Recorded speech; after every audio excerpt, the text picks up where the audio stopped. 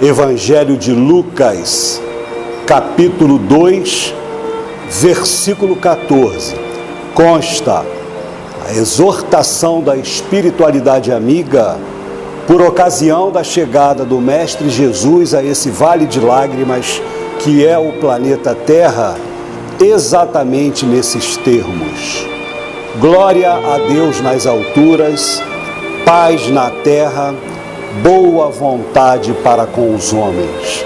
Que a paz do Mestre Jesus nos envolva a todos aqui presentes nessa tarde, reunidos nessa casa de amor, trabalho e oração, que possamos assimilar as lições de Jesus para que nós possamos vivenciá-las em nossa convivência com os nossos semelhantes. Que sejam de paz os nossos pensamentos, palavras e ações, e que Deus nos abençoe. Nós trazemos o abraço fraterno da Casa Espírita Bezerra de Menezes, da qual fazemos parte, lá em Duque de Caxias. Somos um paciente tratado pelo Dr. Bezerra, diga-se de passagem, um paciente meio rebelde, e Dr. Bezerra, todo amor e bondade, nos assiste com muito carinho e devoção. Nós agradecemos mais uma vez esse querido amigo por cuidar da nossa existência. Nós vamos conversar um pouco na noite de hoje, na tarde, desculpem, sobre as lições morais de Jesus. Esse trabalho nós buscamos em cima do Evangelho segundo o Espiritismo, que o codificador ele teve o cuidado de pensar os ensinamentos morais de Jesus, porque esses ensinamentos são aplicáveis à nossa vida de relação em sociedade, onde quer que nós estejamos. Ele se absteu de tecer comentários a respeito dos ensinamentos de ordem transcendental, porque geram polêmicas. E o ensinamento moral é claro, inequívoco. Todos nós podemos e devemos entender que Jesus, meus irmãos, ele é o Criador, o fundador, o protetor e o governador espiritual do planeta Terra. Ele nada deixou escrito. Ele falava no aramaico antigo, isso está lá no Evangelho segundo o Espiritismo, no aramaico antigo, que é uma linguagem pobre de recursos, e dentro do aramaico ele se utilizava com mais frequência do dialeto siríaco. E por ser uma linguagem pobre de recursos, e por ser aquela região da Palestina, uma região de passagem, muitas caravanas, muitos estrangeiros, uma verdadeira torre de Babel, existia, no Mediterrâneo, naquelas cidades em torno do lago de Genezaré, um idioma que era o grego popular, chamado koiné. Então foi através do koiné que os ensinos de Jesus tomaram força e foram divulgados. E Jesus, ao pregar, ele se utilizava dos acidentes geográficos naturais. A barca de Simão Pedro atracava no lago de Genezaré, o mestre ficava no alto da barca, as pessoas como que na praia sentadas, e ele fazia as suas pregações.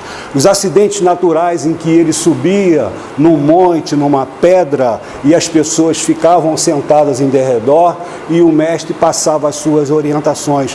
Verdadeiras multidões, como falamos, indivíduos de várias nacionalidades, que se utilizavam de vários idiomas diferenciados, e todos entendiam a mensagem de Jesus, independente da nacionalidade, independente do idioma que se utilizassem. E uma coisa mais espantosa ainda, todos ouviam, eram multidões, podia ser o primeiro na frente ou o último lá de trás, ele não elevava o tom de voz, todos o ouviam, todos os entendiam. Todos os ensinamentos de Jesus, como nós falamos, foram centrados em regras de convivência. Nós temos que ter a preocupação de conviver com os nossos semelhantes da maneira como Jesus ensinou. E por que falar dos ensinos morais do Cristo? Porque são normas de conduta para a nossa vida, para as nossas vidas. Nós usamos essas lições morais de Jesus, como a gente vai ver, e nós não trouxemos todas, nós trouxemos algumas, são ensinamentos para o nosso dia a dia. E Dr. Bezerra de Menezes nos diz que nunca a humanidade precisou tanto de evangelho como agora. Haja vista a situação do globo, do planeta, especificamente aqui no Brasil, nós precisamos do Evangelho em nossas vidas, nós precisamos orar pelo nosso país. Nós que temos o mínimo do conhecimento espírita, que André Luiz diz que quem tem 2 horas de conhecimento espírita já tem uma visão diferenciada da vida em relação à grande maioria que tem uma ignorância espiritual, ignorância no termo de não conhecer. Desconhecem as verdades espirituais, criaturas ainda muito materializadas. Então nós que temos o conhecimento espírita, nós temos uma responsabilidade maior. Nós não devemos engrossar as vibrações negativas ao tomar conhecimento, pelos telejornais, dessa onda, de corrupção, essas coisas erradas que acontecem. Nós devemos, pelo contrário, ao invés de colocar mais lenha na fogueira, devemos orar por esses companheiros equivocados, porque eles responderão por isso. Então, o espírita tem a obrigação de ter uma postura diferenciada, de ser aquele companheiro que apazigua, aquele que tenta serenizar. E nós não devemos também ter medo. O cristão não pode ter medo da vida, medo da situação, medo da crise, medo do desemprego, porque por pior que esteja a situação da terra, Bezerra de Menezes, ele compara a terra como se fosse um barco, um navio, e o comandante desse navio é Jesus. Ora, se o comandante do navio é Jesus, nós estamos em boas mãos. Então, para que nós vamos ter temores injustificáveis? Se tivermos que sair à noite, fazer qualquer coisa que seja necessário, nós nos deslocarmos à noite para lugares perigosos, seja lá o que for, façamos uma prece, confiemos em Deus e vamos executar a tarefa que nos espera. Vamos ter confiança. Nós podemos dividir os atos da vida de Jesus da seguinte maneira: os atos comuns da sua vida, principalmente até os 30 anos, porque quando Jesus chega aos 12 anos, José desencarna. E aí ele vai cuidar da carpintaria do pai para ter condição de se manter e manter a sua mãe. E a gente já tira logo uma lição moral disso aí. A lição do amor ao trabalho que todos nós devemos ter. E por que ele começou a pregar aos 30 anos? Muitas pessoas não sabem por que Jesus começou a pregar aos 30 anos. Porque Jesus não era cristão, Jesus era judeu. E como bom judeu, ele tinha que se submeter às leis judaicas. E a lei judaica até hoje é assim: para se falar em público, é costume deles lá, tem que ser homem e ter mais de 30 anos. Milagres ou curas é o aspecto transcendental que o codificador teve o cuidado de deixar à parte lá no Evangelho segundo o Espiritismo. Porque milagres, se a gente for lá no dicionário buscar a definição de milagres, é suspensão das leis naturais operadas por uma força sobrenatural. Ora, as leis naturais, elas são eternas e universais. Elas não podem ser derrogadas. E sobrenatural não existe. Logo, milagre não existe. Jesus nunca fez milagre. Tudo o que ele fez estava dentro da sua capacidade de ação. Por ocasião da descoberta do Brasil, quando o bandeirante ateou fogo no aguardente, os índios o chamaram de Caramuru, Deus do Trovão. Por quê? Que os índios não conheciam que o aguardente, com teor alcoólico elevado, pegava fogo. Então o homem considera milagre aquilo que ele não conhece, aquilo que ele desconhece. E Jesus disse que nós um dia faríamos o que ele faz e muito mais. Para o homem moderno, hoje em dia, com a tecnologia que existe, ele realiza feitos que para o homem da era medieval são verdadeiros milagres, prodígios da engenharia, enfim, da tecnologia. Jesus curava impondo as mãos. Ele foi o grande iniciador dos passes. Ele curava impondo as mãos. Claro que nós, passistas, vamos ter a pretensão de nos igualar a Jesus. Mas as curas eram feitas através da imposição das mãos. E afastava os espíritos obsessores, chamados de demônios, com o simples poder moral que ele detinha.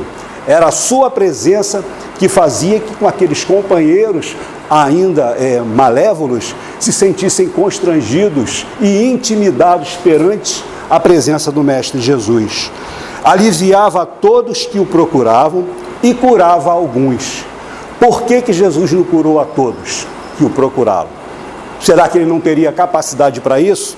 E a gente aprende com a doutrina espírita que Jesus só curava aquele espírito que já estava quites com a lei de ação e reação que rege o universo. Ele pousava o seu olhar penetrante na criatura que lhe pedia a cura, e ele sabia, sondava o interior da criatura e sabia se aquele companheiro ou aquela companheira já estava quitado com a lei de ação e reação para receber a cura, porque muitas das vezes, na maioria dos casos, a dor é uma ferramenta de evolução para o espírito devedor. E alívio ele proporcionou a todos. Tanto é que ele diz no seu evangelho lá, né? Vinde a mim, todos vós que estáis aflitos e sobrecarregados, que eu vos aliviarei. Alívio ele proporcionou e proporciona a todos que o buscam. O lado místico, transcendental de Jesus, né, que o codificador também teve o cuidado de não abordar na sua obra, onde as religiões buscam interpretar, cada qual à sua maneira, os acontecimentos transcendentais da passagem de Jesus. Quando ele disse a José Nicodemos, o doutor da lei, que para se chegar ao reino dos céus é necessário nascer de novo, para nós espíritas está claríssimo, é reencarnar. Ele ainda fala da água e do espírito, né? Que o espírito sopra onde quer, não sabemos de onde ele vem nem para onde ele vai. E ele fala da água se referindo ao nosso corpo, que a ciência prova que mais de 80% do nosso corpo é composto de água.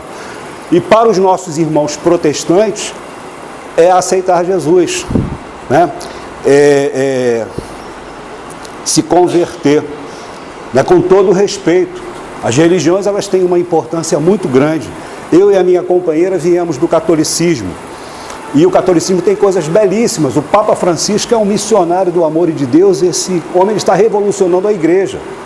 E um exemplo prático, que eu só fui descobrir depois que eu me tornei espírita, né, aquele sinal da cruz. Quem foi católico aqui vai lembrar, mas os que têm mais de 30, né, os abaixo de 30 não vão lembrar não, que nós fazíamos o sinal da cruz na testa, na boca e no peito. Alguém sabe o que significa isso? Não pensar no mal, não falar o mal, não guardar o mal. É lindo ou não é? Lindo. Mas a gente precisa estar fazendo cruzinha na testa, na boca. A gente sabe que a gente não deve pensar, não deve falar, nem deve guardar o mal. No mundo, existem mais de 10 mil religiões diferentes. Por que essa quantidade muito grande? Cada espírito está no seu estágio evolutivo, né? É como se fosse uma escada, a escada simbólica de Jacó. Nós somos, em média, encarnados 7 bilhões de criaturas. A espiritualidade diz que no mundo espiritual é, em média, 6 vezes mais. Então, dá 40 e tantos bilhões de espíritos ligados ao planeta Terra. E cada um num degrau dessa escada evolutiva, entende? Diferenciada. À medida que o espírito evolui, ele se eleva e a sua visão, a sua capacidade de compreensão aumenta. Então existem essa quantidade muito grande de religião para satisfazer, né, a índole, as necessidades de cada espírito em função do grau evolutivo que ele se encontra, entendem? O importante é a pessoa se sentir bem nessa ou naquela religião e viver os conceitos que a religião prega. Porque os conceitos basilares das religiões tradicionais da Terra, elas são muito parecidas. Se a gente pegar lá o budismo, o islamismo, o judaísmo, são ensinamentos parecidíssimos. Idiomas na Terra, existem 6.912 idiomas. Isso aí eu fui lá no Dr. Google, tá, gente? A gente fica esperto a beça lá consultando o Google, né? São 6.912 idiomas. Lá no plenário da ONU, a gente vê no Jornal Nacional, o pessoal com aquele fonezinho de ouvido. Lá na ONU são 6 idiomas oficiais: espanhol, inglês, chinês, russo, francês e árabe. Só que na Terra regenerada, quando nós conseguirmos chegar à condição de mundo regenerado, a Terra será sem fronteiras, não vai existir essa divisão de países, vai ser um só idioma, que por sinal já existe, que é o Esperanto, uma só religião, que é o amor, uma só moeda corrente. E existem os ensinamentos morais de Jesus, comuns a todas as religiões, né, comum a todos nós, que nós vamos começar a conversar a partir de agora, para a gente ver qual é o ensinamento moral que podemos tirar da lição dada pelo Mestre Jesus. A primeira passagem é logo na chegada de Jesus ao planeta Terra.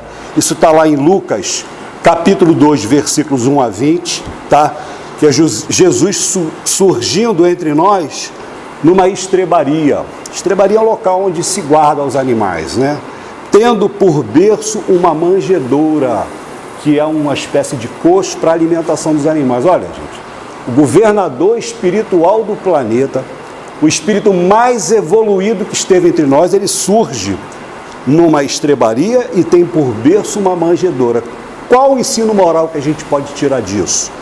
Exemplo de simplicidade, de humildade, de anonimato, ao vir até nós para cumprir a sua sublime missão. E a missão de Jesus, nos diz a espiritualidade amiga, ela é dividida em 3 grandes partes. E essa missão importantíssima de Jesus ainda está em curso. A primeira parte foi o início, onde ele presidiu a formação do planeta Terra. No livro A Caminho da Luz, Emmanuel, ele entra em detalhes de uma forma linda, como que Jesus e seus prepostos tiveram todo o cuidado amoroso para nos preparar essa casa planetária. A segunda parte, o prolongamento da sua missão, foi vir até nós para ensinar-nos a amar, servir de modelo de perfeição a seguir, para nós conquistarmos o chamado reino dos céus, que Jesus diz que não está lá nem acolá, está dentro de nós, está sim, porque é a nossa evolução moral e espiritual. Então, nós fomos colocados nesse planeta para evoluir, para acelerar o nosso processo de depuração moral e espiritual. Mas eu preciso ter um guia, eu preciso de um professor. E aí a misericórdia divina coloca à nossa disposição o maior de todos os mestres. Lá na questão 625 do Livro dos Espíritos, Kardec pergunta aos espíritos superiores qual o modelo de perfeição a ser seguido pela humanidade. É a resposta mais curta do Livro dos Espíritos, uma única palavra: Jesus é o nosso modelo de perfeição. Aí alguém pode imaginar, poxa, mas eu estou muito longe de Jesus. Realmente, nós estamos, né, a anos-luz de distância do Mestre Jesus. Mas a misericórdia divina colocou para nós o melhor modelo. Jesus não pode parar a sua caminhada evolutiva, porque ele continua evoluindo para nos esperar. Nós temos que nos esforçar no bem, buscar colocar em prática as suas lições de amor para a gente diminuir essa distância enorme que existe entre o Cristo de Deus e nós. Mas o modelo está aí. E a cartilha também é o seu evangelho. Nós temos o professor e temos o livro. Só nos resta o quê? A boa vontade de colocar em prática, né? E a terceira parte, o final da missão, vai ser quando todos os espíritos ligados à Terra, encarnados ou desencarnados, estiverem purificados. Lá no Evangelho de Mateus, é a última frase do Evangelho de Mateus. A última frase é a coisa simples de guardar. Capítulo 28, versículo 20. Jesus diz assim: e eis que eu estarei convosco todos os dias, até a consumação dos séculos. Em uma outra oportunidade, Jesus disse: enquanto houver um gemido de dor na terra, eu não mereço repousar. Então ele está aí servindo de modelo para que nós nos purifiquemos e atinjamos ao grau de um espírito depurado, pleno em amor, e conquistar, enfim, o reino dos céus, a nossa completa depuração moral e espiritual. Então, com todo respeito, Jesus não salva ninguém. Sabem por quê? Porque ninguém está perdido. E ele mesmo afirmou: nenhuma das ovelhas que o Pai me confiou iria se perder. Os companheiros protestantes, né, eles dizem evangelho, mas evangelho nós também somos. Evangélico é todo aquele que estuda o evangelho de Jesus. Então um budista pode ser um evangélico. Outro dia eu vi um muçulmano dar uma aula de evangelho a uma companheira católica. Isso está no Facebook. Eu achei impressionante o conhecimento bíblico que o líder muçulmano tinha. Citou versículos, passagens, exemplos com uma profundidade imensa. Então a criatura pode ser de qualquer religião. Aliás, o professor Zé Carlos Leal, ele tem um livro lindo, Jesus e Gandhi. Ele traça um paralelo entre a vida de Mahatma Gandhi com as lições de Jesus. E nesse livro ele diz que Mahatma Gandhi foi o maior cristão ativo dos tempos modernos. Mas peraí, Paulo, Gandhi era hindu, não importa. Ele seguia as lições de Jesus, a tal ponto que quando ele tomou conhecimento do Sermão da Montanha, que é a síntese de todo o Evangelho, de todo o ensinamento de Jesus, ele disse para aquela pessoa que ali apresentou, olha, eu vou te falar uma coisa, se perderem todos os livros de todas as religiões que existem no mundo, mas se salvar o Sermão da Montanha, a humanidade não perdeu nada, porque está tudo aqui. E realmente, né? E Mahatma Gandhi era o grande exemplo da pacificação. Então, a sublime missão de Jesus ainda está em curso, porque ele afirmou que enquanto houver um gemido de dor, enquanto houver um espírito imperfeito precisando da sua assistência, ele não merece repousar, ele estará conosco. Amar ao próximo como a nós mesmos. Claríssimo. Está em Mateus, capítulo 22, versículos 34 a 40. Isso é claro. Amar ao próximo como a nós mesmos. Só fazer aos outros aquilo que nós gostaríamos que nos fizessem. Como diz Joana de Ângeles, semear esperanças para colher sorrisos. Amar a Deus, amar ao próximo e amar a si. Amar a Deus a gente sabe como é. Muitas das vezes a gente não consegue. Amar ao próximo também a gente sabe como é, muitas das vezes também não conseguimos. E amar a nós mesmos? Será que é idolatria, né? Nós nos acharmos importantíssimos? No livro Consolador, Emmanuel nos diz que o amar a nós mesmos é buscar a nossa evolução moral e espiritual. É chegarmos à condição de um espírito purificado o mais rápido que pudermos. Porque quando nós estivermos purificados, meus irmãos e irmãs, nós adquiriremos a felicidade plena de um espírito todo amor e bondade, né? Então, nós temos a necessidade do auxílio mútuo. Já repararam que na Terra existe uma quantidade muito grande, diversidade de aptidões? A sabedoria divina colocou-nos, todos nós acolhidos nesse planeta Terra, com diversidade de aptidões, o que eu não faço, o meu companheiro faz, o que o outro não faz. Nós dependemos uns dos outros. Por mais condição financeira, né, elevada a criatura tenha, ela não pode se isolar totalmente, porque ele vai precisar de alguém que faça alguma coisa para ele que ele não sabe fazer. Uma comida, um corte de cabelo, enfim, o companheiro procura um médico, um pintor, um mecânico de automóvel, seja lá o que for. E isso é para que a gente, nós nos unamos, nós busquemos através do convívio, da necessidade do companheiro fazer para mim o que eu não sei fazer, o entendimento, é o auxílio mútuo. Nesse livrinho aqui muito bonito do Nélio Lúcio, Jesus no Lar, no capítulo 16, Jesus conta uma história muito interessante a respeito do auxílio mútuo. Ele diz que eram dois companheiros viajando de madrugada por uma região montanhosa em que fazia muito frio e chovia muito, e eles iam carregados de mochilas e pacotes, enfim. Em dado momento eles encontram com um menino caído no meio da estrada, uma criança pequenina, e o da frente, sensibilizado, vira-se para o companheiro e fala, amigo, vamos socorrer o nosso pequenino, é nosso irmão em humanidade. E o de trás mais egoísta, mas eu não posso, esse desconhecido vai ser para mim um peso a mais, eu não posso cuidar dele, eu vou ter que cuidar de mim. E ele segue à frente de uma forma egoística.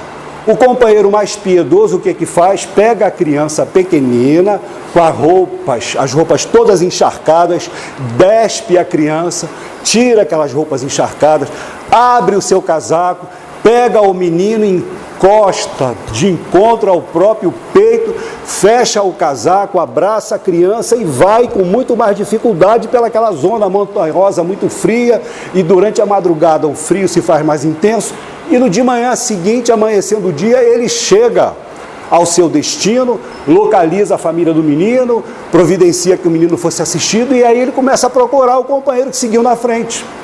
Mas seguiu na frente era para chegar primeiro, mas não encontra. Aí ele faz a viagem de volta.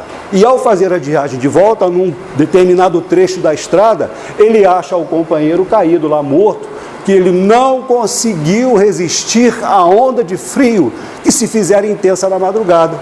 Já o companheiro generoso, que pegou a criança e colou-a de encontro ao próprio peito, o que aconteceu? A criança retribuía o calor recebido, né? Houve uma troca de energia entre os dois corpos, os dois se aqueceram e se permaneceram vivos. A sublimidade do auxílio mútuo. Existe um livro também, porque existe a necessidade do auxílio mútuo, né? Obrigatório, por necessidade de ambos. Tem um romance muito bonito do Victor Hugo, chamado Párias em Redenção. Pária é aquele ser excluído, né, como uma espécie de um malfeitor. Então eram dois companheiros na história desse livro, eles viveram juntos muitas vidas. Por duas oportunidades, cada um assassinou o outro, por duas vezes. A primeira vez, um matou o outro, vieram juntos, o que foi morto para se vingar, assassinou o companheiro por duas vezes. Eles têm que se entender. O amor tem que cobrir a multidão de pecados, né? Aí, o que a espiritualidade promoveu para que eles se encontrassem? Está lá nesse livro que falamos, Párias em Redenção. Eles vieram juntos na tal reencarnação para se acertarem como irmãos. Ficaram órfãos pequeninos, muito pobres. Um deles era cego, era bem forte e tinha uma voz muito bonita. O outro era paralítico, franzino e tocava uma rebeca, uma espécie de viola. Aí o que eles faziam para viver? Eles viviam da caridade, tocando e cantando nas ruas e praças a troco de moeda. Aí no final da apresentação, o ceguinho pegava o aleijado e colocava nos seus ombros, para seguirem para casa, né? O cego eram as pernas do aleijado, e o aleijado eram os olhos do cego. Eles se completavam, estão entendendo? Um dependia do outro para viver. Mesmo assim, no livro alguém pergunta, mas e se não der certo? Se não der certo, eles vão vir chipófagos, colados um no outro ali para se entenderem. Não é? Porque uma necessidade dessa, um dependia do outro para viver. Honrar pai e mãe, ou aquele que substituam, né? Baseado no 4º mandamento da lei de Deus. Isso está em Mateus capítulo 19, versículo 19. Honrar pai e mãe. É respeitar e ter caridade filial com os nossos pais ou aqueles que os substituam. Procurar não ser ingratos com eles, porque Emmanuel diz que o ingrato é doente da memória, esquece rápido o benefício que recebeu, né? É na velhice ou na doença dos pais, devemos cuidar deles como eles cuidaram de nós na infância. Eu particularmente vivi uma experiência muito interessante nesse sentido. Dizem que não se pode falar muito de nós mesmos em palestras e, vocês me desculpem, eu não concordo muito com isso, que eu acho que a experiência vivida traz um significado muito forte. Eu até falei com o nosso companheiro Clécio que nós trabalhamos como voluntário num asilo lá em Caxias, que é muito conhecido, a Mansão da Esperança. É um asilo muito grande, nós ficamos lá alguns anos e a companheira que era assistente social lá conversava muito comigo e ela me disse, Paulo, é muito triste que a família vem e coloca o idoso aqui. Aí no início eles vêm visitando, depois com o tempo eles vão espaçando a visita, espaçando, não aparecem mais. Aí o que acontece? O idoso fica doente. Aí a assistência social caça lá o telefone da família e liga, olha, fulano, a tua mãe ficou doente, está chamando por você. Não, eu vou aí visitar. Ninguém aparece. A situação do idoso agrava, é hospitalizado, a assistência social liga de novo. Companheiro, olha, a tua mãe está hospitalizada, a visita dia tal, assim, tantas horas. Não, eu vou lá visitar. Ninguém aparece. Aí o que acontece? O idoso desencarna. Fulano, a tua mãe morreu, enterro amanhã às 4 da tarde. Ninguém aparece. Ela falou, Paulo, já cansei de fazer enterro de idoso aqui, eu e o motorista da mansão. Então, infelizmente, isso acontece muito. E a gente se esquece, né, que a gente vai caminhar para lá, né? Ninguém vai ficar jovem a vida toda. Esse cabelinho branquinho aqui, né, Clécio? Saiu dessa neve e não derrete de jeito nenhum. Não adianta pintar, não adianta passar grecinho que volta tudo novamente, né? O que? É a vida, né? Dar a César o que é de César. Uma passagem muito interessante, porque os doutores da lei, eles tinham por finalidade desmoralizar Jesus em público ou desacreditar. Então eles se reuniam em conjunto para bolar situações que, se colocada em público, fizessem Jesus cair em contradição de ser desmoralizado. Então existia o problema todo do imposto. Naquela época, o romano apertava a Palestina em seus braços tirânicos e cobrava imposto. Então, o judeu tinha uma ojeriza para pagar um imposto, né, ao dominador romano. E aí, os doutores da lei maquinaram essa situação. No meio de uma das pregações de Jesus, alguém grita: mestre, lá de trás, é lícito, é correto pagar o imposto a César? Olha, mexeu no bolso de todo mundo ali, né? Ficou aquele silêncio. Se Jesus dissesse sim, ele seria um judeu estimulando o seu próprio povo a pagar imposto ao dominador romano. Se ele dissesse não, ele seria acusado de conspiração e seria preso pelo Império Romano. Qualquer coisa que ele falasse, ou sim ou não, eles achavam que Jesus não teria saída. Mas aí Jesus pede uma moeda, todos conhecem, né? E tem a esfinge de César, ele pergunta: de quem é essa esfinge, de quem é esse retrato? É de César. Então ele passa o ensinamento: devemos dar a César o que é de César e a Deus o que é de Deus. Qual é o ensinamento moral que a gente tira disso aí? É que nós devemos cumprir as nossas obrigações, cumpridores de deveres e obrigações, cumprir as leis de Deus, cumprir com as nossas responsabilidades. Muitos dizem que as leis de Deus, elas estão escritas na nossa consciência. Só que nós temos que nos lembrar que são dois grandes grupos das leis de Deus. Existem as leis morais e existem as leis naturais. As leis de Deus que estão escritas na nossa consciência são as leis morais, né? Que elas regulam o nosso universo interior, né? Ela determina os nossos sentimentos, pensamentos, a nossa conduta e postura em relação à vida e em relação ao próximo. Essa lei moral divina está na nossa consciência. Mas as leis naturais, elas regulam a vida no universo físico ou espiritual. Então as leis naturais regulam o nosso universo exterior. E são as mesmas leis naturais que regulam a vida numa gota d'água, num grão de areia, ou nos grandes planetas que rolam aí na casa do Pai do Universo. Leis físicas, químicas, biológicas, magnéticas, que regulam a vida física e espiritual dos planetas, né? Então, nós tiramos também desse ensinamento o dever de nós sermos éticos, agirmos com ética. É uma palavra que está muito em moda, né? Ética. Só que nós todos devemos ter ética. Nós não devemos só cobrar dos nossos governantes ética, não. Mas o que é ética? Ética é o conjunto de valores e princípios que usamos para responder a três grandes questões da vida. Ética, vou até repetir, é o conjunto de valores e princípios que usamos para responder a três grandes questões da vida. Que questões são essas, Paulo? A primeira, eu quero. A segunda, eu devo. A terceira, eu posso. Eu quero, eu devo, eu posso. Porque nem tudo que eu quero fazer, eu posso. Os nossos sonhos, desejos impossíveis, nem tudo que eu quero, eu posso fazer. Nem tudo que eu posso, eu devo fazer. Agir no mal. O apóstolo Paulo falou lá que tudo me é permitido, mas nem tudo me convém. A gente tem que levar, né? Somos seres inteligentes.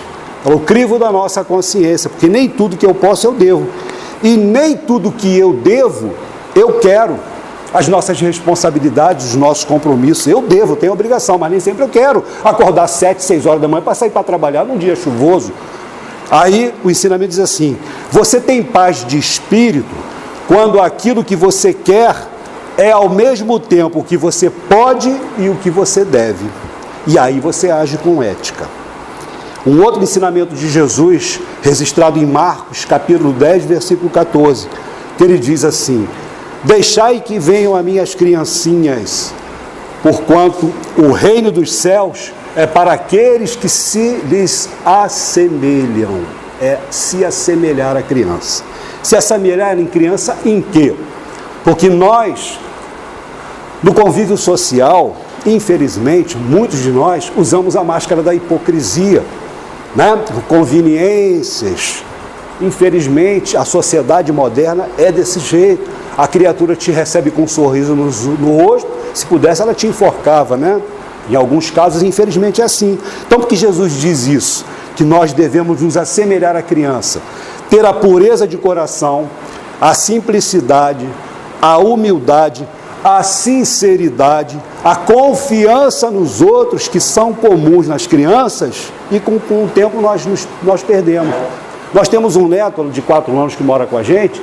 Se eu botar ele no Gustavo no alto da escada e falar, filho, pula daí que o vovô te segura, ele se joga na hora, porque ele confia, ele acredita. E a gente passa pelo nosso crivo da nossa razão equivocada e deixamos de confiar, não é? O verniz social, tá? Então, conviver com crianças. Toda mamãe sabe disso, todo papai também, é a coisa mais linda do mundo. William Shakespeare, um poeta, escritor inglês, não é espírita nem religioso não, ele faz uma afirmação que eu achei lindo. Ele diz que o momento de maior pacificação que existe na face da terra é quando nós estamos com uma criança pequenina, minando essa criança, colocando essa criança para dormir, né? Que a gente cantarola juntos lá. Né? Ele diz que é o maior momento de pacificação que nós podemos ter na terra. Um outro ensinamento importantíssimo: perdoar 70 vezes 7 vezes. Que Simão Pedro questiona Jesus, mestre, quantas vezes eu devo perdoar o meu irmão? Será que até 7 vezes, como consta lá na Torá judaica? Jesus, não, em verdade vos digo que 70 vezes 7 vezes. E aí Emanuel ainda complementa e aumenta mais, cada ofensa. Não é 490 vezes perdão, não, é 70 vezes 7 cada ofensa. Ou seja, é perdoar infinitamente. Qual o ensinamento moral que a gente tira, gente? Nós devemos ser pacientes, caridosos com as faltas dos nossos irmãos, porque nós todos somos espíritos imperfeitos, cometemos erros, e quando nós erramos, nós gostamos de ser perdoado. Lá no Pai Nosso a gente assume uma responsabilidade muito grande, né? E nós não nos damos conta quando a gente diz, Pai, perdoa as nossas dívidas, assim como nós perdoamos aos nossos devedores. Será que nós perdoamos mesmo? E muita gente acha que perdoar é esquecer, mas não é não. Tem um companheiro que fala na nossa casa, o Henrique Fernandes, ele é um psicólogo, fala na Rádio Rio de Janeiro, ele falou um negócio lá que eu achei muito interessante: perdoar não é esquecer, porque só esquece quem é amnésico, quem sofre de amnésia, né? O perdão, no estágio em que nós nos encontramos, o perdão que nos é possível conceber, é quando a lembrança da ofensa recebida já não nos incomoda mais. A gente não vai esquecer, mas a gente vai entender que de repente o companheiro foi grosseiro comigo, naquela época ele devia estar com algum problema, alguma dificuldade, enfim, não é? Ele não deveria não estar muito bem quando me respondeu mal, ou então ele está com algum tipo de doença moral ou espiritual, então a gente releva. A gente não vai esquecer que a gente não sofre de amnésia, a gente vai lembrar sim, mas a gente releva, né? Deixa para lá, não se preocupa. E aí, a mágoa, o ressentimento, a ofensa já não nos incomoda tanto. O argueiro no olho do nosso irmão e a trave no nosso olho. Isso está em Mateus, capítulo 2, versículo 3 a 5, quando Jesus diz, hipócritas, enxerga um cisco pequenino no olho do teu irmão e não vê uma trave que está no teu olho? Qual é o ensinamento moral que a gente tira disso aí? Apontar erros, falar mal de alguém. Nós temos que nos corrigir da mania de só ver defeito nos outros, né? A gente acha que está sempre certo, que a gente é perfeito, que o companheiro está errado. Mas o que é mais importante? Estar certo ou ser feliz? Né? Um outro ensinamento: não saiba a vossa mão esquerda o que deu ou faz à direita. É o que? A caridade sem ostentação. Nós devemos fazer o bem sem ostentação, sem propaganda. Por quê? Porque o benefício sem ostentação ele tem duplo mérito. Tem a caridade material do auxílio e a caridade moral que não humilha. Caridade. E uma das definições mais bonitas de caridade que eu já vi, eu vou passar para vocês, que diz assim: a caridade é o processo de somar alegrias, diminuir males, multiplicar esperanças e dividir a felicidade. Caridade é o processo de somar alegrias, diminuir males, multiplicar esperanças e dividir a felicidade.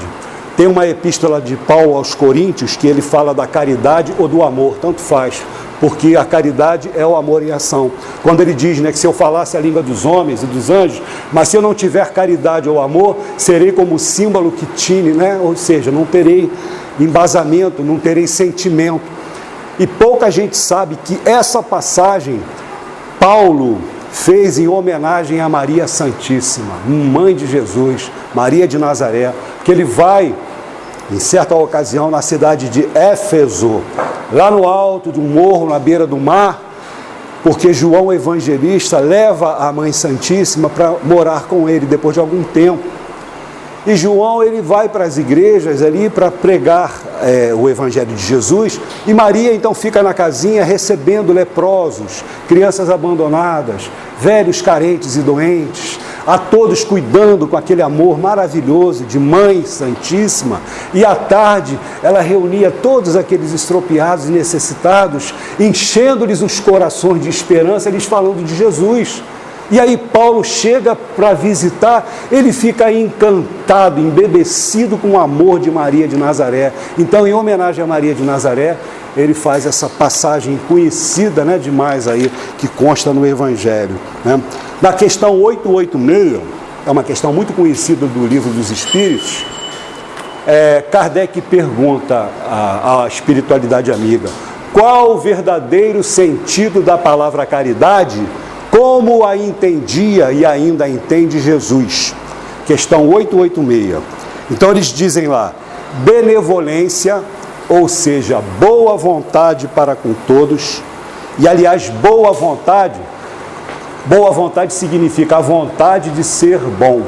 A criatura que tem boa vontade, ela tem a vontade de ser bom. Então é benevolência para com todos, indulgência, ou seja, misericórdia para as imperfeições dos outros, e perdão das ofensas. Então, o verdadeiro significado da palavra caridade, segundo Jesus, é boa vontade para com todos, misericórdia para as imperfeições dos outros, perdão das ofensas. Jesus escolhendo os seus apóstolos, montando a sua equipe de trabalho. João capítulo 1, versículos 35 a 51. A gente tira algum ensinamento moral de Jesus formando a sua primeira grande equipe de trabalho na Terra? Claro.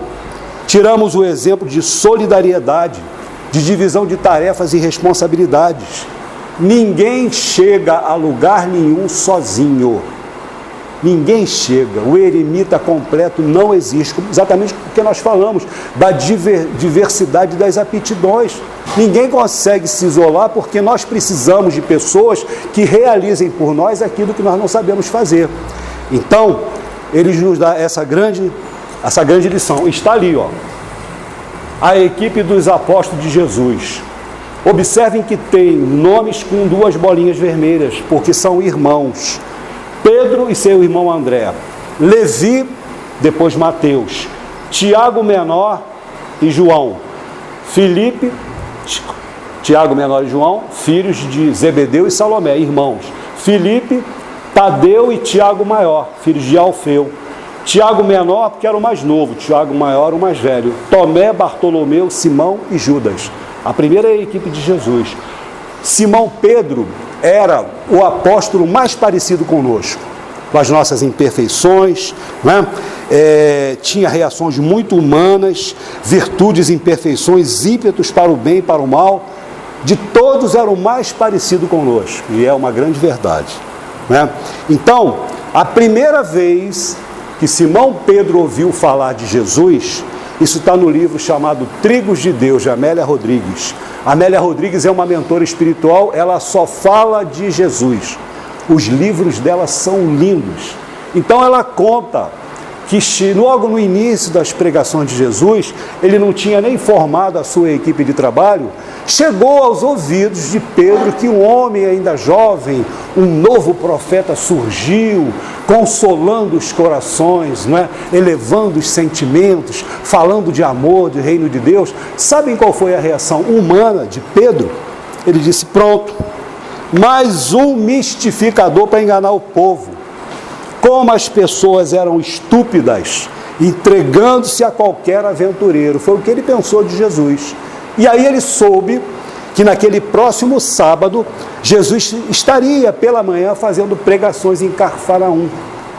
Então ele, sem entender o porquê, ele se vê naquela madrugada fria, subindo o morro para ouvir Jesus pregar. E olhando em volta e vendo aqueles companheiros, dizendo: meu Deus, quanta estupidez, quanta gente se deixando enganar, que absurdo. Ele foi nessa linha de pensamento. E ele chega, e Jesus surge no alto de uma pedra e ele fica magnetizado pela figura daquele jovem, de um vigoroso vigor pessoal, que Emanuel, contando a sua própria vida no livro há 2000 anos, ele, o imperador romano, quando ele dá de frente com Jesus, ele cai de joelhos. E Simão Pedro fica encantado com a figura de Jesus, e Jesus começa a falar do reino dos céus, da necessidade de se elevar, de se fazer o bem, e nisso ele ouve uma senhora dizer: mestre, cura a minha filha que é cega, e eu te seguirei até os fins dos meus dias. E como ela estava atrás de Simão Pedro, ele se vira, pega a menina e traz a Jesus. E os olhares se cruzam e ele fica magnetizado. E quando Jesus baixa a mão para impô-las, as suas mãos sobre a criança, Amélia Rodrigues diz que a manga da túnica roça o peito de Simão Pedro. Ele fica ali paralisado, extasiado, e Jesus diz: vê, minha filha, em nome de Deus. A menina fica curada, a reunião termina, ele fica naquele êxtase. Quando ele volta a si, quase meio-dia, não tinha mais ninguém em volta. Logo no dia seguinte, Jesus passa na beira do lago de Genezaré e convida a Simão e André, seu irmão, a serem pescadores de alma. E ele atende prontamente. E depois que ele se conscientiza da necessidade de viver o bem, depois que Jesus parte para os páramos espirituais e que Simão Pedro fica responsável pela condução da Casa do Caminho, a primeira casa de assistência social cristã fundada no planeta Terra, ele se torna um verdadeiro servo, o mais importante servo de Jesus, se doando com amor e bondade por aqueles companheiros necessitados. Levi, depois Mateus. Levi era um cobrador de impostos em Cafarnaum. Era um publicano. E como é que o império determinava como é que seria uma cobrança de impostos? O império fazia um tipo de um recenseamento numa determinada localidade, via quantas casas, mais ou menos quantos moradores, estipulava um valor, firmava um contrato com um publicano que tinha que ter cultura elevada, como se fosse um curso superior hoje em dia, fazia um contrato e dizia: olha, nessa região nós queremos apurar X. Estipulava um valor, o que passar é teu. Eles vinham ávidos para cobrar aqueles impostos para oferirem lucros, né? Então, Jesus entra na coletadoria de Cafarnaum e vira-se para Levi e fala: Levi, que fazes? Ele diz: Senhor, arrecado tributo a César, preciso que tu venhas me acompanhar para fundarmos juntos o reino de Deus. Ele se levanta na hora: mestre, estou pronto. Amélia Rodrigues diz que foi a conversão mais rápida do Evangelho. E ele teve o cuidado de registrar o Pai Nosso, que Jesus nos ensinou, que é, meus irmãos e irmãs, a prece mais poderosa que existe para ser usada em momentos de dificuldade, quaisquer que sejam elas. Quaisquer que sejam dificuldades. Um outro fato pessoal que aconteceu comigo, a minha esposa sabe disso. Eu saía para trabalhar muito cedo, saía de casa às 5 horas da manhã, que eu trabalhava lá no quilômetro 8 da Rio Santos, no Distrito Industrial de Santa Cruz, e eu tinha que seguir por uma rua deserta, longa, para pegar o ônibus da empresa que estava lá me esperando. Numa segunda-feira chuvosa, muito fria, eu entrei naquela rua deserta e eu vi 2 homens vindo na minha direção. No mundo atual a gente fica logo em pânico, né? Eu pensei, meu Deus, eu tenho que trabalhar, o ônibus está lá me esperando, eu não posso voltar. Pai nosso que estás no céu, aumentamente santificado seja o teu nome. E fui andando. Pouco mais à frente, um para cada lado, eu pensei, meu Deus do céu, doutor Bezerra me ajuda, me assista, me ampare, Pai nosso. Passei no meio dos meninos, me deram um bom dia, não fizeram nada conosco. Se iriam fazer, não sei. Então, gente, o Pai Nosso é para ser usado em situação de risco, qualquer que seja ela. Porque se a gente orar o Pai Nosso e se acontecer conosco aquele ato, aquela coisa assim, que não nos agrada muito, enfim, um assalto, seja lá o que for, é porque nós teríamos que realmente passar por aquilo. Porque se nós não tivermos, se estivermos em prece, a espiritualidade nos afasta daquele perigo. Tiago, o menor, e João eram os apóstolos mais jovens. Eles eram filhos de Zebedeu e Salomé. E aí toda mãe não pede pouco para o filho não, né? A mãe costuma pedir sempre muito, né? E o que Salomé pede a Jesus? Mestre, no seu reino de amor e de luz, fazei com que os meus filhos, né, Tiago e João, se assentem, um à sua direita, outro à sua esquerda. A preocupação natural de mãe em querer o melhor para os filhos. E Jesus lhe diz que só Deus queria definir quem é que ficaria à sua direita e à sua esquerda.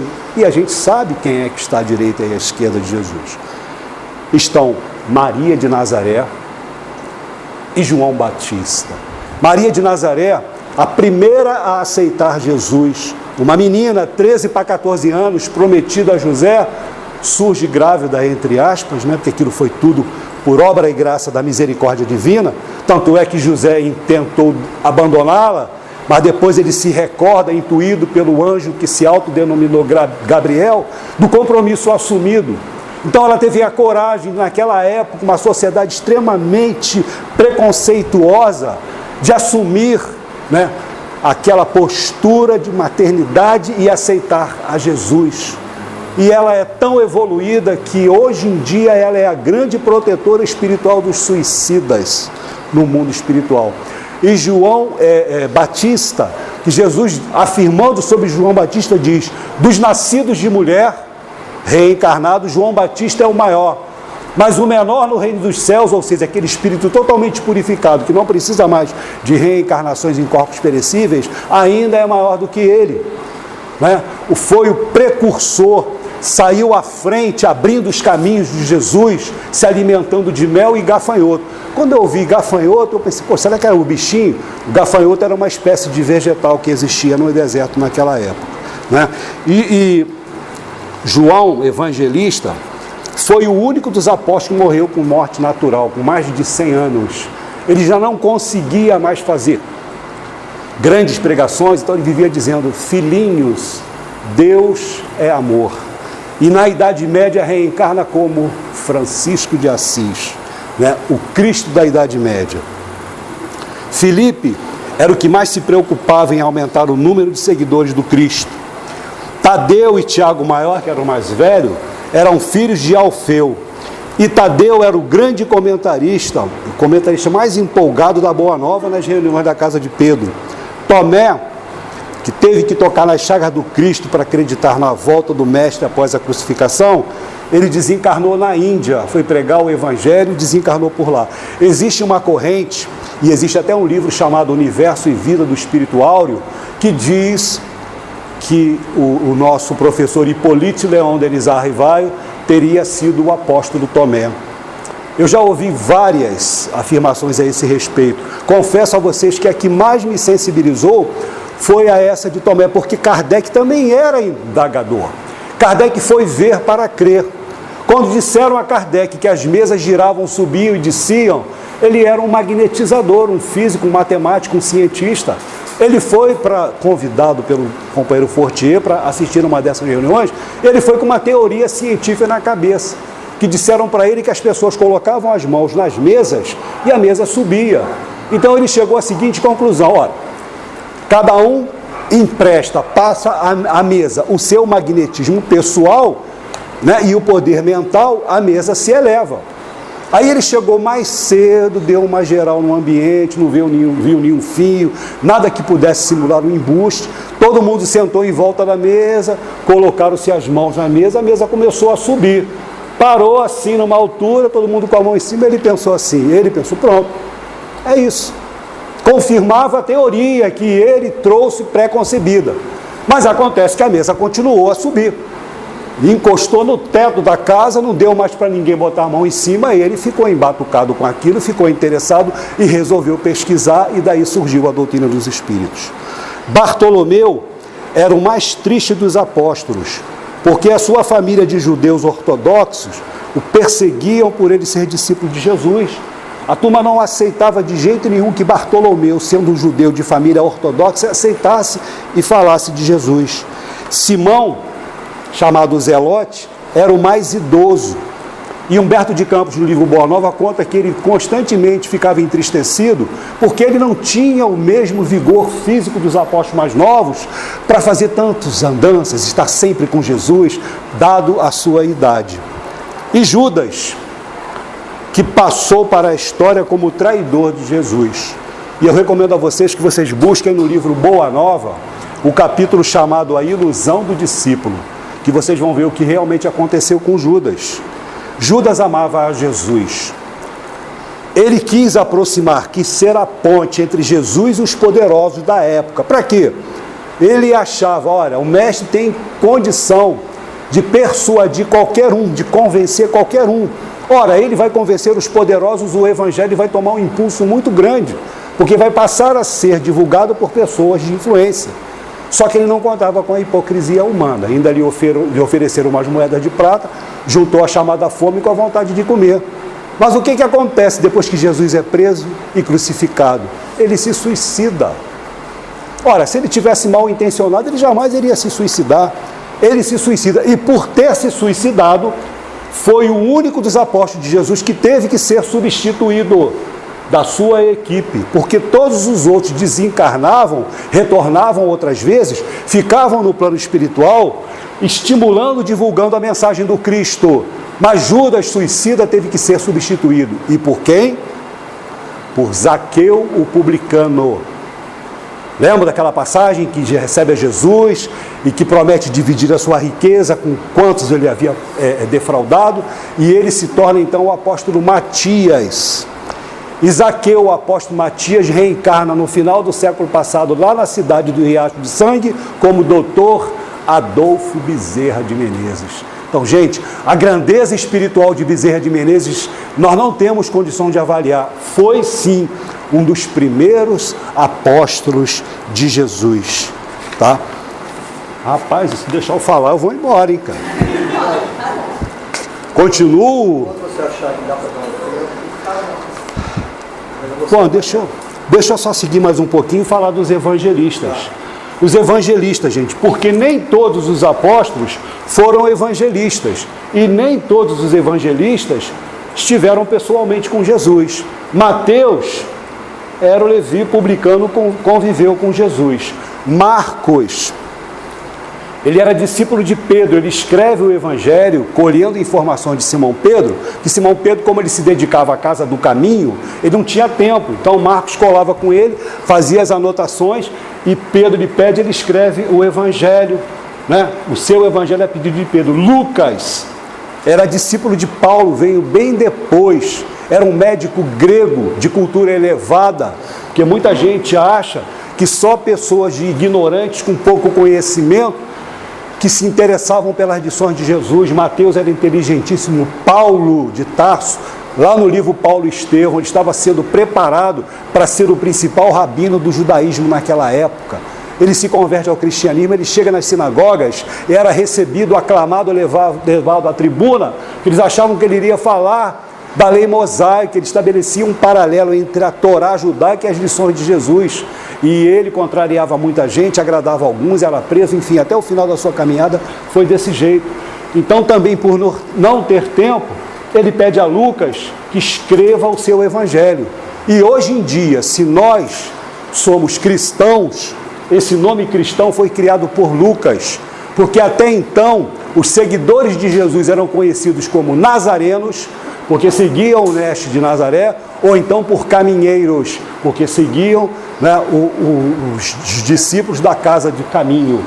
E João, que era um médium poderosíssimo, que conviveu com Jesus, Amélia Rodrigues diz que o Evangelho de João é todo transcendental, todo místico por natureza, né?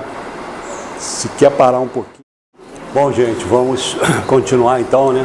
Muito bom essa pausazinha aí, né? Estava falando com a minha esposa que a gente está sendo tão bem tratado que eu acho que eu vou ter que voltar aqui outras vezes, né? Muito bom o carinho, né, das pessoas, esse atendimento tão fraterno e amigo. Agradecemos de coração. Mas vamos continuar, vamos voltar para as lições morais de Jesus. Uma passagem muito conhecida, que é a passagem de Jesus com a mulher adúltera, que está lá em João capítulo 8, versículos 1 a 11.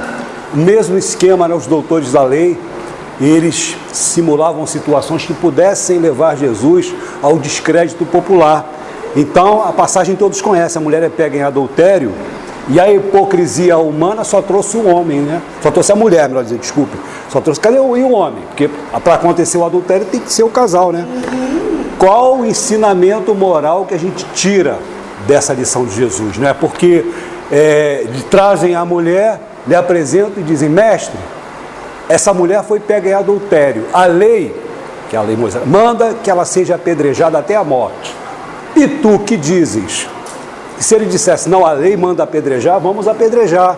Ué, mas você não fala de amor, de fraternidade, de igualdade? Estaria se contradizendo.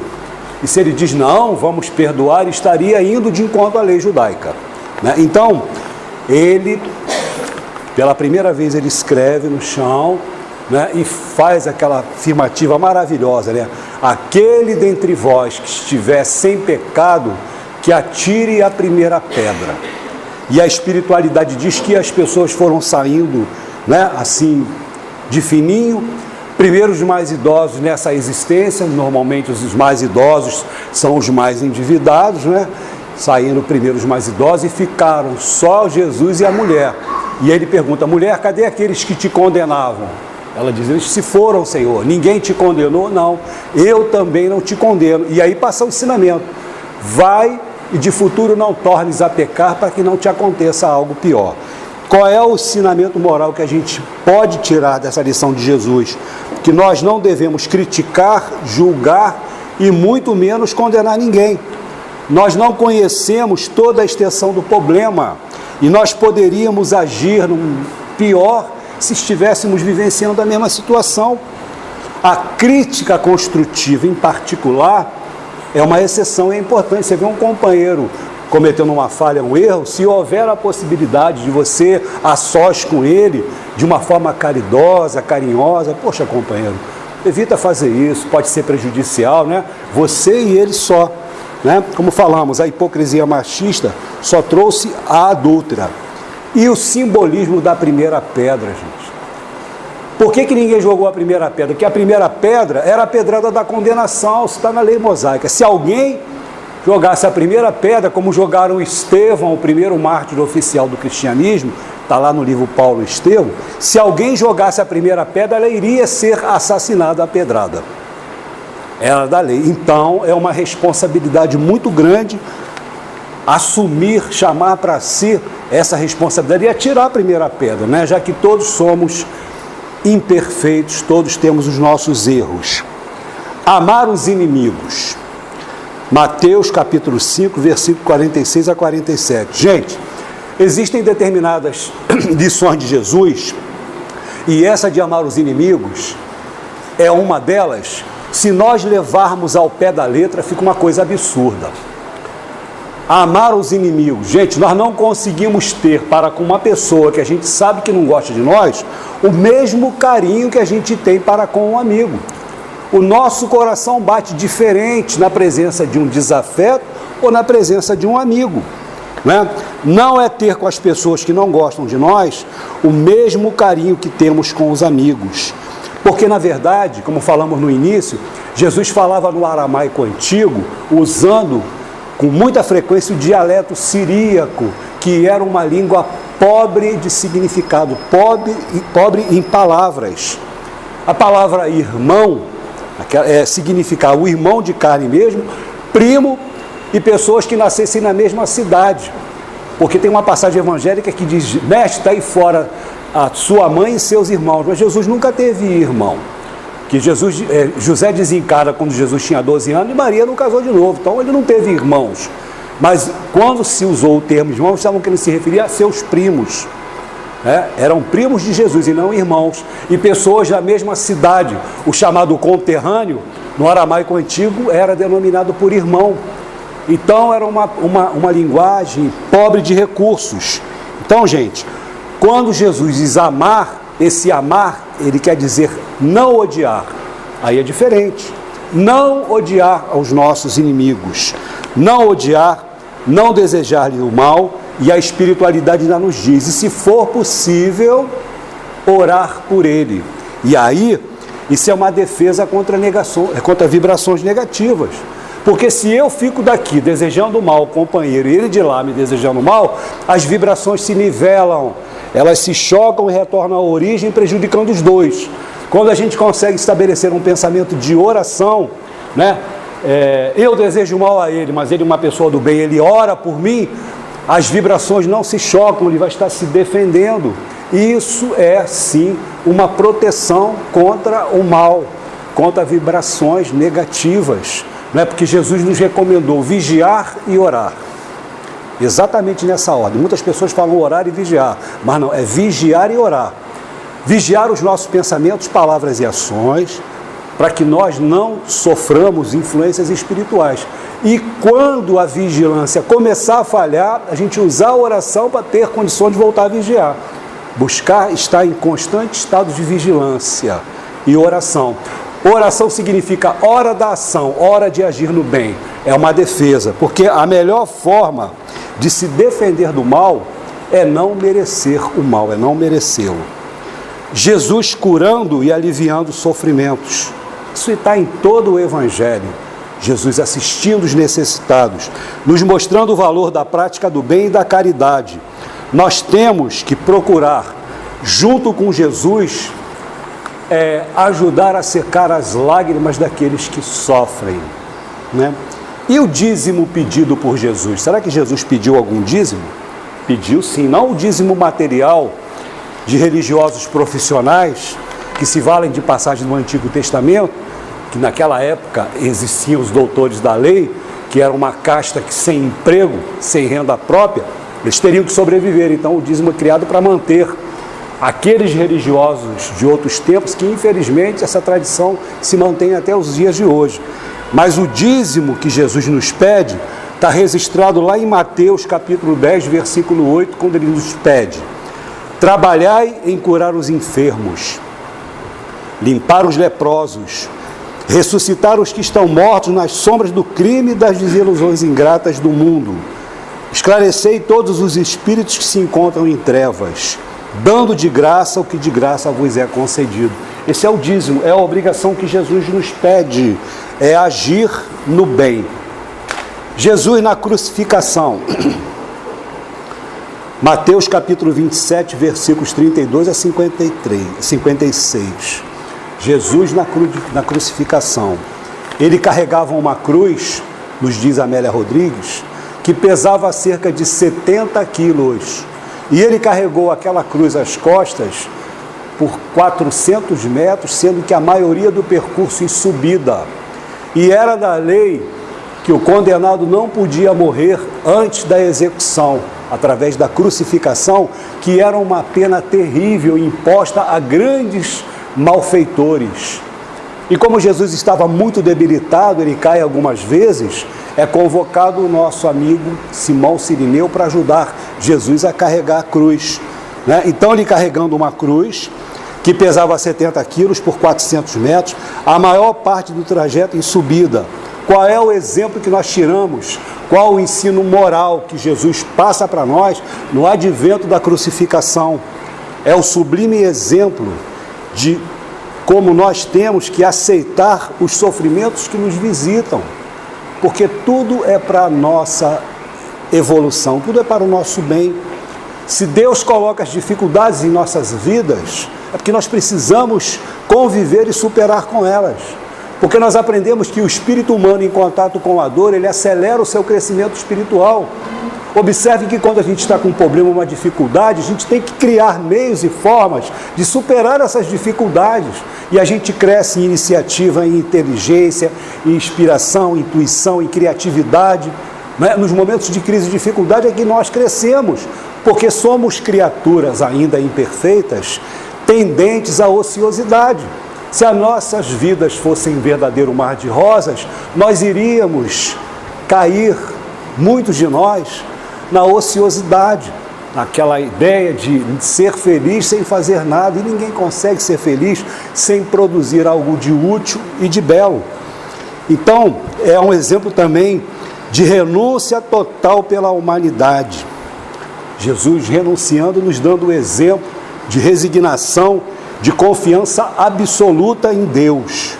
Porque Emmanuel, na questão 239 do Consolador, ele diz que nós temos dois grandes tipos de dores: as dores físicas e as dores morais.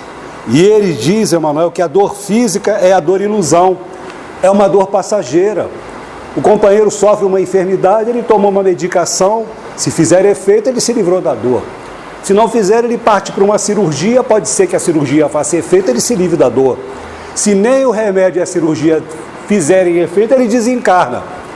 Depois de algum tempo ele vai se livrar da dor física, logo a dor física é uma dor passageira. Mas a dor moral não. Emmanuel chama a dor moral de dor realidade. É um sofrimento intenso. Por vezes acompanha o espírito em sua volta ao mundo espiritual. A decepção de uma mãe zelosa e carinhosa de buscar encaminhar o seu filho para o bem e ver depois esse filho, já um jovem crescido, enveredar pelo caminho do mal, e ela ter o desprazer, a infelicidade de ter que visitar aquele filho tão amado, preso lá num presídio desses aí da vida. Isso é um sofrimento moral inenarrável, é a dor realidade, né? Porque a Terra é um mundo de expiações e provas. Nós ouvimos alguns companheiros falar provas e expiações. Está errado, Paulo? Tá, porque lá no Evangelho, se a gente pegar o Evangelho para ver, na classificação dos mundos, está lá, mundos de expiações e provas. A Terra é um mundo de expiações e provas, porque na sequência dos mundos, são mundos primitivos, expiações e provas, regeneração, ditosos e felizes e celestiais. À medida que a gente vai avançando o nosso estágio evolutivo, nós vamos passando por todas essas categorias de mundo. Já habitamos mundos primitivos, como era a Terra na Idade da Pedra, estamos nos mundos de expiações e provas, onde o mal campeia, onde o mal é a tônica, só que nós entendemos por expiação as deformações físicas, não é? Só passa por uma expiação, não é uma maneira equivocada da pessoa ver, quem tem um aleijão, quem é cego, quem é paralítico. Só que nós esquecemos das expiações morais, porque as expiações morais é comum a todos nós. Grandes sofrimentos morais, físicos ou morais. Físicos nem todos, morais a grande maioria. Querem ver o exemplo? Remorso, sentimento de culpa, saudade, desgostos, desilusões, ingratidões recebidas, amores não correspondidos, vícios e imperfeições que trazemos. A gente se encaixa nisso aí, são expiações que nos machucam com muita intensidade. E as provas, Emmanuel diz, que são as dificuldades do dia a dia. Emmanuel diz que as expiações é a pena imposta ao malfeitor que cometeu um crime. E as provas são as dificuldades. Por exemplo, um vizinho difícil, um chefe no trabalho, né, muito exigente, como eu tive por 20 anos, né, um companheiro lá. E hoje em dia eu agradeço tanto ele. Na época eu ficava meio aborrecido, né, mas hoje em dia eu vejo, me ajudou muito, que ele era muito exigente, ele fazia com que eu cumprisse as minhas obrigações da melhor forma possível. Porque ele exigia, tabelava até os nossos erros lá na sessão, era um negócio terrível. O pessoal reclamava demais e eu, espírita, não podia entrar nessa... Mas eu ficava intimamente aborrecido. Falei, meu Deus do céu, cara. O cara se dá o trabalho de ficar tabulando, anotando lá as falhas, os erros. Errar é humano. Eu brincava com aquele chefe, errar é humano. Eu sou muito humano. Mas não adiantava. Mas hoje em dia eu reconheço que o companheiro tinha responsabilidade, né? E nos ajudou muito. A dor maior, tanto no plano espiritual quanto no plano físico, No mundo espiritual, a dor que mais incomoda, a dor moral que mais incomoda, é do suicídio e as suas consequências. Porque o suicídio é a maior falta que um espírito pode cometer. É um supremo gesto de rebeldia contra Deus. Livro Memórias de um Suicida, não sei se alguém já leu, conta a história do escritor português Camilo Castelo Branco, que fica cego aos 40 anos, dá um tiro no ouvido e desencarna e passa 52 anos no plano espiritual para voltar a reencarnar e ficar novamente cego aos 40 anos de idade, repetir tudo novamente, porque não passou pela dificuldade. Apesar de ser a maior falta que um espírito possa cometer, Deus, na sua infinita misericórdia, que não pune o pecador e sim o pecado, colocou de plantão para assistir aos companheiros suicidas quem? A nossa querida Maria de Nazaré, a nossa Mãe Santíssima. Então, no mundo espiritual, a maior dor é a dor do suicídio. E no mundo físico? No mundo físico, a maior dor, ou uma das maiores, é o desencarne de um filho ou de uma filha. Porque a ordem natural das coisas, né, estabelece que primeiro vão os pais, depois os filhos. Então, quando um filho nosso retorna ao plano espiritual antes de nós, e só quem passou por uma experiência dessa, como nós passamos, eu e minha companheira, que pode avaliar como é difícil, como é dolorido. Apesar de todo o conhecimento que temos, que ameniza, mas o fato de nós sermos religiosos, espíritas, protestantes, seja lá o que for, não exime o espírito da dor que ele precisa passar, não.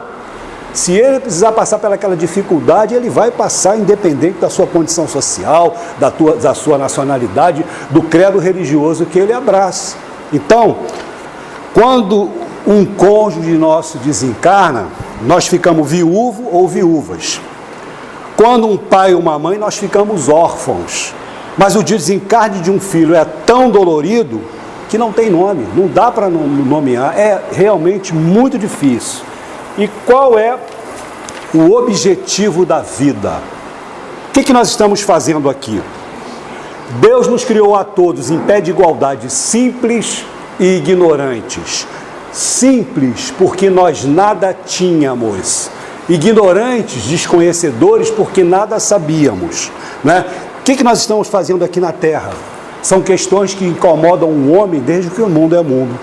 Se nós perguntarmos a um materialista qual é o objetivo da vida, ele vai dizer para nós, não há objetivo nenhum.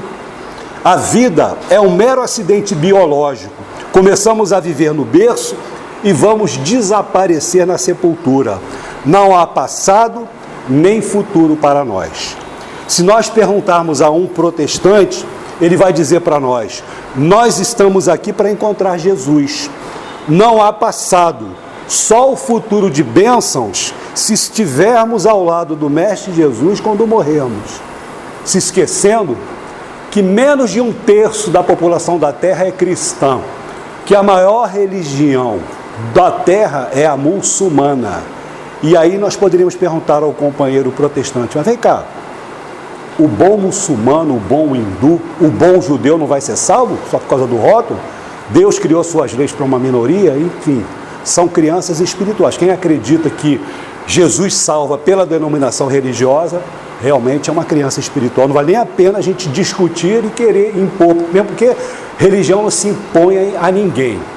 E a doutrina espírita é uma doutrina de consciência livre. É o consolador prometido. Infelizmente, muitas pessoas querem transformar esse consolador prometido em solucionador dos nossos problemas pessoais, né? Fazer com que os espíritos realizem por nós aquilo que nos compete fazer. E o espírito elevado não faz isso por ninguém. Não faz por nós o que nos compete fazer, nem aponta caminhos. Eles nos estimulam à prática do bem, eles estimulam em nós a disposição para o trabalho, eles nos encorajam, eles nos estimulam, dizendo que Deus é Pai, nos confortam, nos consolam. Isso eles fazem, mas não fazem por nós o que nos compete fazer, nem apontam caminho para nós.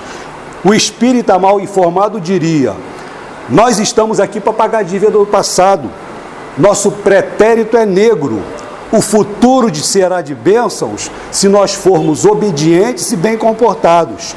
Tivemos passado e vamos ter futuro. É uma outra visão equivocada. Porque a real finalidade da vida é evoluir, progredir para Deus, alargar, expandir nossos horizontes morais e intelectuais. A gente está aqui para isso. Ninguém sofre para evoluir. Nós evoluímos para parar de sofrer. O objetivo da vida é nós encontrarmos o reino de Deus dentro de nós. É a nossa depuração moral e espiritual. E por vezes a dor se faz necessária em nosso caminho para nós nos espiritualizarmos, nos voltarmos para Deus, criarmos situações que façam com que aquela dificuldade seja superada ou amenizada, e aí nós crescemos. Porque só há uma certeza na vida, meus irmãos: a morte. E só há uma outra certeza na morte: que nós não levaremos nada de material para o mundo espiritual. Lá no Evangelho segundo o Espiritismo, os Espíritos falam na verdadeira propriedade. A verdadeira propriedade é tudo aquilo que a gente usufrui e conquista aqui, que a gente pode levar para o lado de lá. O carro novo, o apartamento, a casa de campo, de praia, vai ficar tudo aqui. Não é nada nosso. Agora, as nossas conquistas, né? Os ensinamentos absorvidos, as conquistas morais e espirituais, nós levaremos. Então, tudo que temos, nós deixamos. E tudo que somos, nós levamos, a nossa bagagem incorporada. E para a gente terminar, eu vou contar para vocês uma história real, muito bonita, chamada Uma Prova de Amor. Eu vou tentar levar pela memória, mas se eu me perder, eu volto para cá. É uma história real de um jovem casal, muito apaixonado, ele por ela por ele, enfim, extremamente pobres. Viviam numa miséria extrema, mas eram muito felizes porque se amavam muito. E o menino, o rapaz, ele tinha um relógio de bolso que fora presente do seu avô.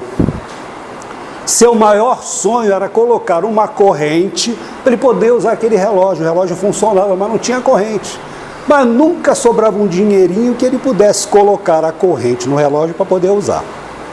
Já a menina tinha uns cabelos louros muito bonitos, e como toda mulher vaidosa, né, não é nada demais, ela namorava com já algum tempo um lindo prendedor de cabelo, né, cravejado de pedras, muito bonito, e o sonho dela também era conquistar aquele prendedor de cabelo.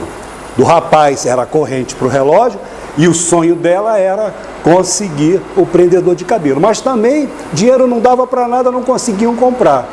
Na noite de Natal, eles se reúnem naquela ceia muito humilde, cada um com um presentinho na mão. Eles trocam um presente. E a menina então pede ao rapaz que abra o seu presente primeiro. E ele abre. E se depara com o quê? Com aquela corrente de relógio linda que ele queria tanto. Aí ela abre o seu presente e vê, né, o prendedor de cabelos. E ela estava com um lenço na cabeça. E aí ela toma conhecimento. E para o rapaz conseguir comprar o seu prendedor de cabelo, ele vendeu o seu relógio de bolso. E aí ela solta o lenço da cabeça. E o rapaz descobre que para ela conseguir comprar a correntinha do relógio, ela mandou cortar e vendeu a sua cabeleira linda. Então, gente, é a força do amor, né? Nossa felicidade maior consiste em colaborar na felicidade alheia. É um se preocupando em fazer o outro feliz. E os dois juntos, nesse mesmo objetivo, o que vai acontecer? Os dois serão felizes juntos.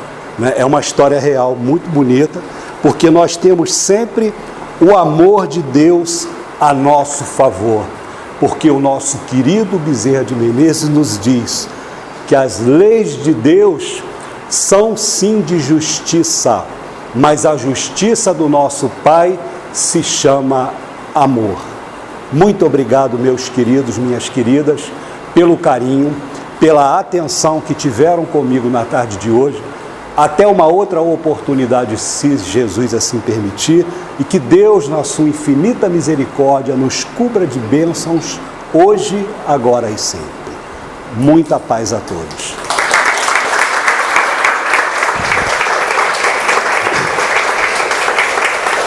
Tá papelado. Eu queria agradecer ao Paulo. O senhor está querendo saber se não vai ter Não. Pode, se alguém quiser fazer Eu quero. Mas peraí. informação. Deixa eu fazer a primeira pergunta. Se eu não souber responder, eu pergunto para quem? Eu passo a vez para quem? Se eu souber responder, meu querido. Não, meu querido, é a primeira vez que eu estou tendo essa benção. Eu falei com ele no intervalo sobre isso. Mas você convidou a gente de manhã?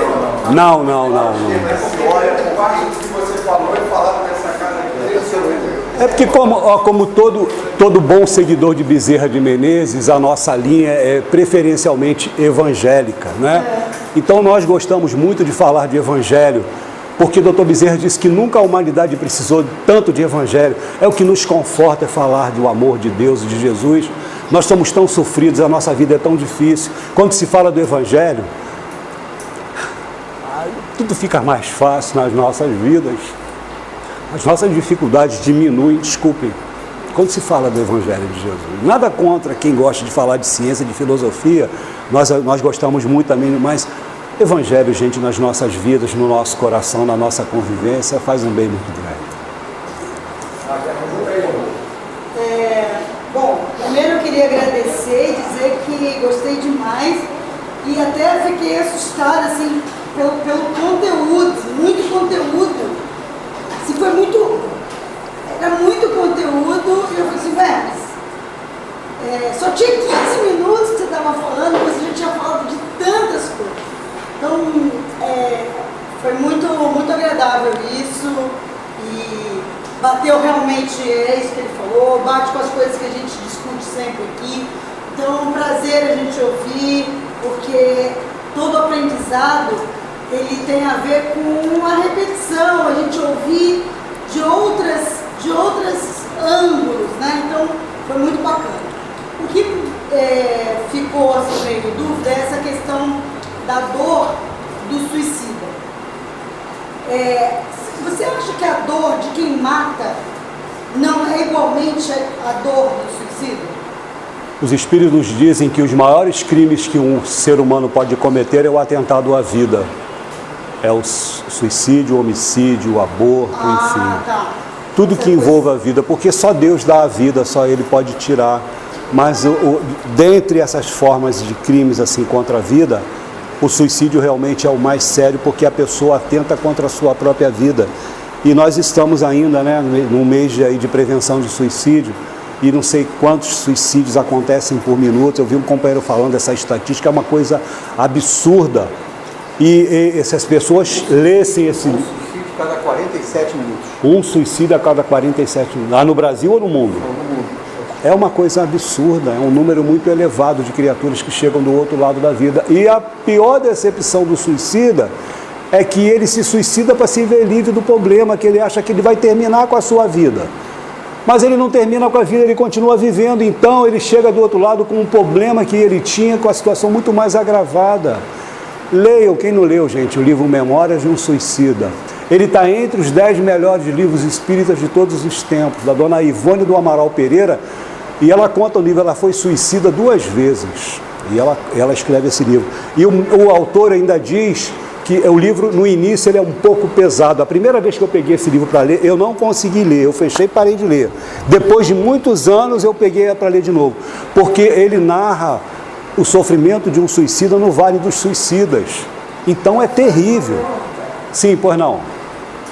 E sobre as pessoas que fazem o aborto, como é? Olha, a primeira coisa que a criatura que fez o aborto, ela não deve ter remorso doentio, principalmente se ela desconhecia, porque a misericórdia divina deixa sempre aberta a porta de redenção, qualquer que seja o erro que nós estejamos cometendo. Agora, a partir do momento que a pessoa adquire conhecimento, aí tem que evitar. Mas se uma companheira, inadvertidamente, ela cometeu suicídio, ela pode compensar, porque a gente vive num sistema de compensação.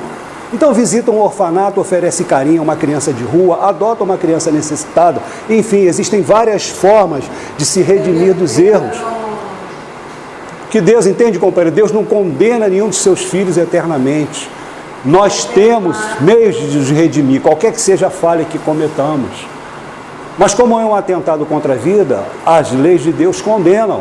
Mas a pessoa não deve se martirizar eternamente por ter. Se perdoar também. Tem que se perdoar, tem que buscar alguma coisa, porque a vida é feita assim de quedas e a gente erra, quer, cai, se levanta, acerta hoje, erra amanhã e vai seguindo nesse bom combate. Aí a gente começa a igualar, né, entre tentativa e acerto, a gente erra mais hoje, acerta menos, mas aí começa a equiparar, aí daqui a pouco a gente está acertando menos do que errando, daqui a pouco a gente está deixando o erro, já é uma coisa assim já mais esporádica, e a gente vai se aperfeiçoando. Eu não sei como falar para vocês. Sim.